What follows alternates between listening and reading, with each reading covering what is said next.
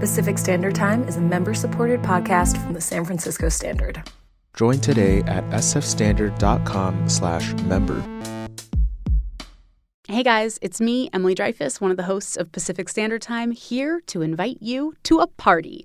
On Tuesday, January 27th at 7:30 p.m. at Manny's in the Mission, we're having our launch party and live show, and we would love to see you there. We're going to talk to reporters from the SF Standard. We will also have some very special guests. It's going to be fun, and we want to hang out with you there. So please get your tickets now at sfstandard.com/PSTLive. Emily, what is your favorite restaurant in San Francisco? I feel like this is a loaded question and it's hard, but my answer is Mission Chinese food. Oof, why? Because I remember when they were a food truck. I loved the excitement of it. I love spicy food. You know me. I love to eat chilies whole and then just kind of breathe fire out of my mouth. And I just love that it's in this not very fancy looking, decidedly not fancy place. The food is top notch. It's the same food they've been serving for years. I just love it. You been there recently? I have. It's all the same food. Were the prices the same? No. Oof. That part is different.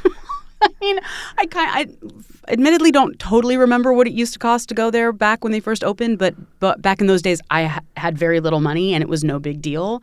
And nowadays, it's not crazy, but it is, $18 for something that has no meat in it. It's just noodles. Yeah, my favorite restaurant in San Francisco is probably wonderful Taqueria Cancun because I love burritos. Mm-hmm. But even those burritos, each time between chips and salsa and a drink, I figure I'm always paying $20 for something that used to cost less than $10 what it feels like less than 10 years ago. Yeah, I used to get Taqueria Cancun burritos and then it would last me for 2 meals. Cut it in half. Eat it twice. It still does. It's just twice as expensive now. As is everything. My girlfriend went to Michigan recently to order a slice of pizza and paid the $8, and an entire pizza was served to her because she was so used to Bay Area prices that she figured that $8 must be a slice of pizza. Oh, my God. Sorry, Michigan. All the San Franciscans are coming there just to move there for the prices, then we're going to drive everything up. But it's so true. It's really depressing, and it makes it feel like going out to eat is something you really have to plan for, you really have to budget for. You can't do it that frequently. And I think that this has a really negative effect on just seeing your friends or whatever, but also on restaurants, which are kind of the lifeblood of San Francisco. I always think of San Francisco as a real foodie town. And at least when I moved here in my early 20s, right after college, one of the things I loved the most about the city was that the food was so good, but not all high end. I didn't have any money. I was working as a guy's personal assistant. But I would go to these incredibly delicious food trucks that then became Mission Chinese. But it does feel unique here. And all of this is interesting to me, not only because we're all feeling it, but also it turns out our colleague Sara Deseran, who writes about food for The Standard, she was talking to chefs. And of course, chefs are noticing this too as they're putting together their menus and they're having to raise the prices up and up. And what she realized in her reporting is that far from being excited about this, oh, yay, we're going to make more money, they're actually mortified.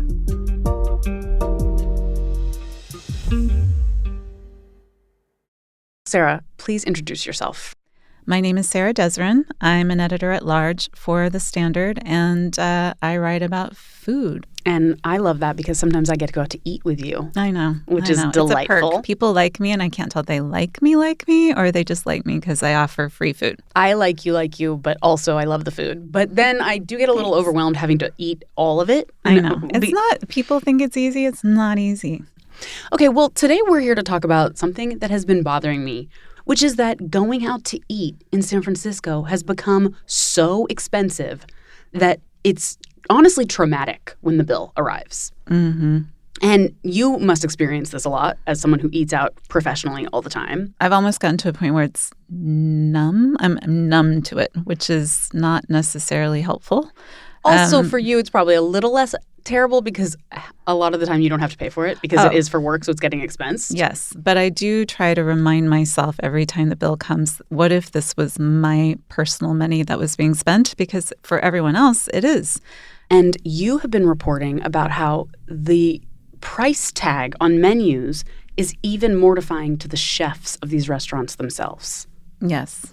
Most chefs are embarrassed by their own menu prices, or mortified, I think it might be the word, which is somewhere between horrified and embarrassed. And I think it's because they understand as diners themselves that no one will want to come to a restaurant that is too expensive, yet they have to keep their restaurant in business, and that is where the tightrope is being walked. What did you find when you talked to chefs about their prices? What did they say? I mean, Melissa Perello, who is the chef owner of Francis and Octavia, I could hear her frustration. We all get sticker shock,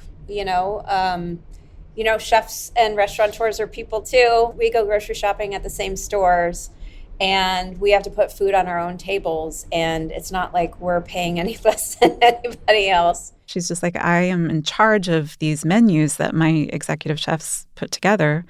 And she's like, I look at the menu prices that they send me and I'm like, no, we can't charge this for a salad. That is not possible because that's insane. I look at them and I'm like, oh my God, I can't charge that much. But then, I really have to stop and think that we really do. And what are we talking about here? So I think, a fancy salad, $15, $17? Yeah, I'll be frank, I don't know exactly what Francis is charging for the salads. I do know that her entrees, however, she's got like a chicken dish that was $50. She had another pork dish that was $50. And she's just like, look, it's not just labor, which is very expensive. Everyone's getting paid well. Everyone's getting time off. Everyone's getting good insurance, like all these things. But that's what adds up. It's also they're paying benefits. San Francisco has a ton of things that it requests restaurants to pay into, like Healthy SF, which is now HCSO, yada, yada, yada, that New York, LA don't have. We have the additional mandates that a lot of other cities don't have outside of the Bay Area. We have a very high minimum wage. And I'm all for paying people a livable wage, but, people have to understand that cost gets passed through. I had a restaurant owner tell me the other day, he was just like, and I will keep his name off the record, but he said, yeah, I'd like to see Danny Meyer, who's a very famous restaurateur from New York, come in and have his minimum wage, our minimum wage, and see if he'd still be successful, because I promise you he wouldn't. And then he was like, please don't quote me. Well, I'm sure that he will respect that you kept his name out of it. But that's true. So I remember when we as the voters of San Francisco were asked to pass that, and there was a lot of pushback, like this is going to raise prices. And I think people were like, listen, but we live in San Francisco because we believe in these kinds of liberal values, these kind of progressive values. But then it does seem like it was true. It did raise prices. It has to. And that surcharge you see at the end of menus, I also had a few chefs say, if that surcharge wasn't there, as much as people hate it, we would not be making any money. And that surcharge, it's a mind fuck. But you look at a menu that has absorbed all the costs into the menu prices, including Healthy SF, HCSO, all the insurance, all the payroll taxes, all the things, and if they put it into the menu price, your menu price is going to be that $50 chicken, which are already like, holy fuck, is going to be $60. And no one will buy it. It just, you almost cannot separate your brain from that menu price, even if at the end of the meal you're spending the same amount. And just for listeners who don't know about the San Francisco surcharge, what this is money added at the end to cover all of these kind of policies that we've passed. Correct. And it amounts to like probably less than 10% added. It's usually like 6%. I'd say 7% would be high, but yeah. So it's this, which, some people will say this is kind of like liberal progressive policies run amok on the restaurant bill. But it's not just that is raising prices, right? It's also tariffs and absolutely. Like pandemic era policies that have just made food more expensive, correct? Yeah, actually, another chef that I was speaking to, Gordon Drysdale, who runs Scoma's kitchen, he and I were talking Italian about place. crab. Scoma's on the wharf, and the Fisherman's Wharf, the kind of classic old school family-run restaurant. And he was telling me about crab. He was like, Sarah, the price I have to charge for a crab is insane. He's like, it's like one crab, which is like 2.5 pounds, is like $75. Holy and he's mother. like, we're not making any money off of this either. But he's like, speaking of embarrassed, he's like, I am embarrassed by that. I don't want that. I don't want that on our menu, but that's what it is right now. And as Craig Stoll said, he's the chef owner of Delfina. He's just like, well, it's kind of like we put these prices on the menu or we go out of business. So you pick. You know, and it's funny to say our restaurant's a mid-level restaurant, you know, with $35, $38 risotto. It's embarrassing, right? It's harder and harder to hit that sweet middle spot, and that's where people want to eat. People want to go out on a Wednesday night for a bowl of pasta and a glass of wine. Hey, let's grab a bite. You know, let's go to a show and grab a bite at, you know, pick a restaurant. That is harder and harder. As prices rise, people's expectations increase, and you know, read Yelp, you know, read whatever reviews you want online. One misstep and it's all over, you know, for a lot of people. So we have to constantly think about portions. We have to constantly think about what we're putting on the plate, how we're writing the menu. We have to manage expectations, and then we have to deliver. There's a lot of human beings involved, so it's a very tricky thing to pull off night after night after night.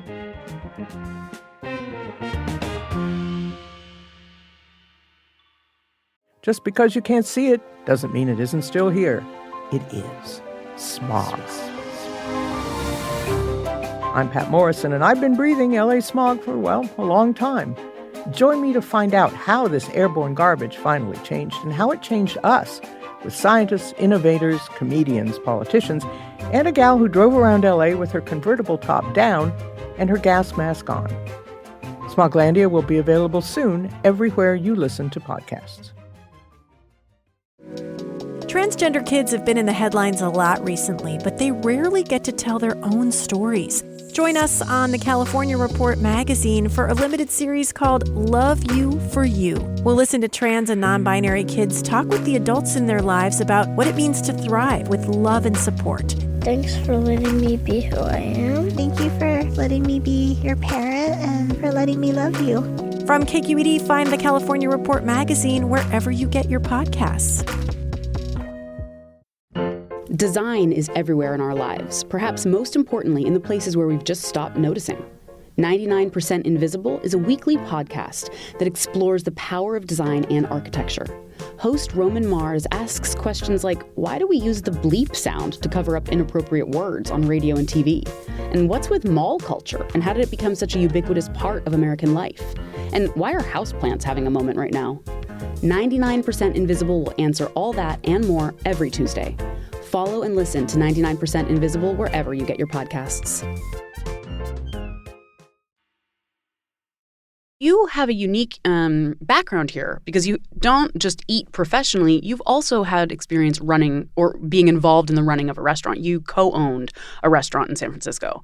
Tell us a little bit about how that gives you a perspective on what goes into pricing food. Yeah.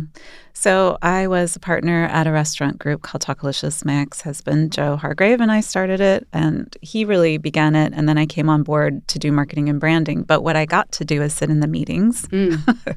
And those meetings, when you're getting out the spreadsheets and you're looking at, you know, your cost of goods, your labor, how much you can put on the menu, what you price it at, and will people flip out? Like a lot of it is that. And I promise you that very few restaurateurs or chefs are putting prices on menus to gouge anyone. They want you to come back. Right. So there is this value proposition that you don't really want people to have when they go into a restaurant. Like ideally, and Craig Stoll said this when I interviewed him, he said, you know, dining is very intimate. Right. And it doesn't matter what kind of dining you're doing. You're there with your kids, your family, and you're trying not to think about the fact that you're paying for someone to feed you. Feeding someone is an intimate act. Yes, it's transactional in terms of money, but it's also an intimate act. You know, feeding people food. It's very primal, and the experience at a restaurant needs to transcend the sum of its parts. When you start attaching surcharges and tearing apart, you know, what people are paying, that intimacy changes a little bit.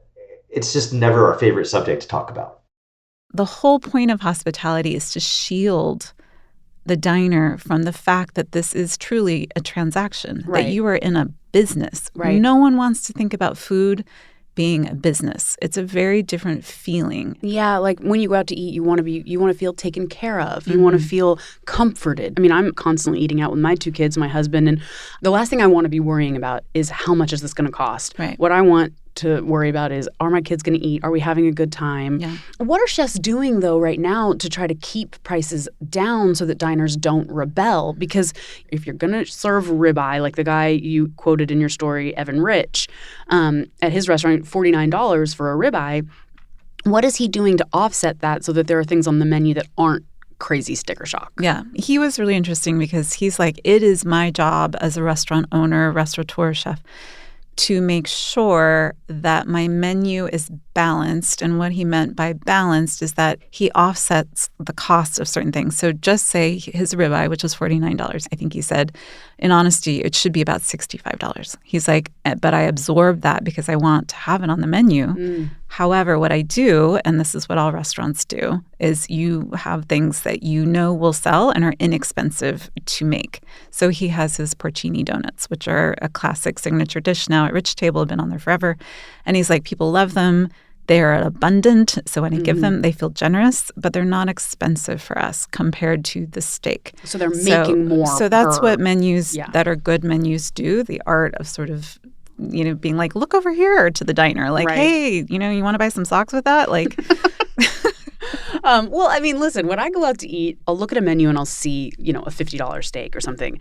I'll think, wow, this menu is not for me. Like, I'm a journalist. My husband is a scientist. In San Francisco, we are not the richest of the rich.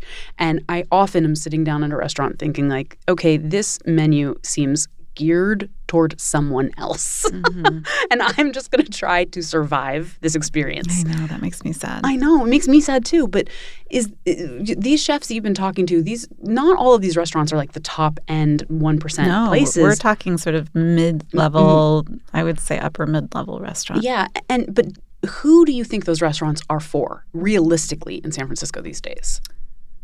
I mean, San Francisco has a very wealthy population. So it is for people that have expendable income. I'm always shocked. I'll go out to places like I've been at Delfina, and there's like a family of 4 having like a Wednesday night dinner. I'm like, oh my God, like, wow, you guys this is just dinner for you, no big deal. And I mean, there are plenty of people in San Francisco that can do that. Of course, there are plenty of people that cannot. Yeah. Kind of to that point, I interviewed Sung Park, who owns Cotai Republic, and he and I started talking about what happens when people start to wonder about, is it worth it? Like, that is the worst question you can have as a restaurant owner. You don't want anyone being like, was that worth it? Right. And Evan Rich said to me very thoughtfully, he's just like, if someone walks out of my restaurant and they're like, ugh, that was really expensive, then it wasn't worth it to them. And he took it in the, in the chin. He's just basically like, well, it's my fault if people feel like it wasn't worth it. And I think that's what Sung was trying to say about his experience at Boulevard, because he says he goes to Boulevard and $600. And he said, you know what? It was worth it. I didn't even think about it. Right. Because it was exquisite. He's like, the service was great. The food was great. But the problem is when something's really expensive, people start to get really critical. Well, I was just going to say, like, if you're going to pay that much, it better be good. Right. So all of a sudden, you're not just sitting there having a bowl of pasta. You're like, this better fucking be delicious. Absolutely. It's like when I buy a peach and it's like $7. I'm like, if this peach is not the best peach I've ever had in my life, I'm going to be so disappointed. And if it's mealy. Oh, no. Yeah. But it puts so much weight and it's almost untenable for a restaurant to live up to the price point that they're having to put things at. And I would say for me as a diner, I'm especially critical if it's something I feel like I could make myself. Oh, yeah. That's my mom. Oh, we could have made this at home. Right. And I mean, listen, I always say to myself, Mom, like, well, sorry. I didn't make it. And I didn't want to cook tonight. That's why we're out. But, there's certain cuisines I personally do not know how to make. Like, I don't know how to make good sushi. So, therefore, I'm much less judgmental about paying money for sushi. But, like, I know how to make spaghetti bolognese. Yeah. But I know that it also takes hard work. But I think that therefore I get a little bit more like, it better be the best spaghetti bolognese ever. If you're going to charge me a lot of money for it, it better be great. Yeah. That's interesting because I'm working on a story about Italian restaurants right now, sort of the trend of these big restaurants opening. And one of the things that I've heard over and over is that Italian food is not very expensive to make. And that doesn't mean labor costs, but it does mean ingredients. And we're talking about pasta and pizza. Right. It's water and flour, and then you add some ingredients. So I think you'll see a proliferation of restaurants serving cuisines that people like and are affordable and are safe. Right. And so the price proposition, it affects everything. It affects the landscape of the city's cuisines, like what kind of risks people are willing to take, because it's all related to running a business, and running a business is all a sort of risk-reward situation that people have to decide if they're willing to take on the risk to do something different, which is when a restaurant does, we should all be like, hooray, like amazing. Yeah. And go support them. Yeah, I mean, I want to shout out my, like, there is one restaurant I go to every single week, which I think is saying a lot. Like, that is. That's a lot, right? And it is called That's Amore on Ocean Avenue. Okay? And is this a high-end restaurant? No. But can I get a $12 pizza for my child? Yes. And then here's the other thing. Aside from the food, they have this other value add, which is that on Thursdays they have live music. And the Debatable. Could be good, could be bad. But everybody loves it. And the woman who sings when she takes her break, she goes around to the tables that have kids at it, and she makes balloon animals for the kids. Aww. And as a result of that, I'm telling you, go to this restaurant on Thursdays every week. It is packed to the gills. Yeah. And I'm so happy for the people there because they actually transitioned from a coffee shop to a pizza place during the pandemic because they knew that the margins on pizza were good. And now they're thriving. And everybody loves it. Yeah. And yeah, I mean, I just think like in some ways, maybe chefs who are caught between like what to do to keep people occasionally should do balloon animals. Yeah. Yeah. Magic tricks. Like they have to do something else. No, but I mean, yeah, I think if you find a place that is kind of bucking the trend. Yeah. I mean, I just think also personally, I'm really a proponent of service mattering. I think some people say, oh, food matters more. And I'm like, you go out to dinner not just to eat. You go out to dinner because someone is serving you. Right. Someone is doing the dishes. Someone is providing, hopefully, a nice space to sit in. Yes. Someone has thought about the music. So if we want to kumbaya about it, when you go out to dinner and you shift your mind frame a little bit about it, so you're not like, oh my God, I'm paying $50 for a steak. You're paying for so much more. I just think the moral of the story is to try to keep dining out with this idea of the bigger picture. And the bigger picture is that we're supporting the vibrant part of San Francisco by going out to dinners. And if you leave thinking, you know what I did? I just did my good deed for the day. I went and supported a restaurant. I think that's valid. Yeah. When you go, you should feel good about yourself. Yeah, you should pat yourself on the back and be like, today it was like donating to whatever political fund you believe in. Okay, well, thank you so much for this lovely conversation. This has been so fun, Sara. That was Sara Deseran. She covers food and restaurants in San Francisco. You can support PST and the rest of the great journalism at the SF Standard, like Sarah's wonderful food reporting, by becoming a member today at sfstandard.com/member. This episode was produced by Eddie Sun and edited by Matt Collette. The rest of the team includes Michelle Lands and Sophie Behrman. We use music by Carly Bond, Bear Attack, and Blue Dot Sessions. I'm Emily Dreyfuss. And I'm Jesse Alejandro Cottrell. And this has been Pacific Standard Time. Thanks for listening.